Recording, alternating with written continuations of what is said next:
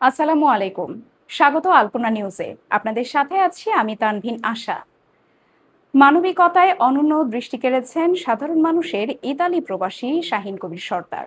ইতালিতে সফল ব্যবসায়ী আর জন্মভূমিতে মানবিকতার এক নির্ভরতার নাম শাহীন কবির সর্দার। প্রবাসী থেকেও অসহায় মানুষের পাশে দাঁড়িয়ে প্রশংসিত এই সমাজসেবক। বরিশালের মুলাদী উপজেলার শফিপুর ইউনিয়নের কৃতি সন্তান শাহীন কবির সর্দার জীবিকার তাগিদে পাড়ি জমান ইউরোপের দেশ ইতালিতে।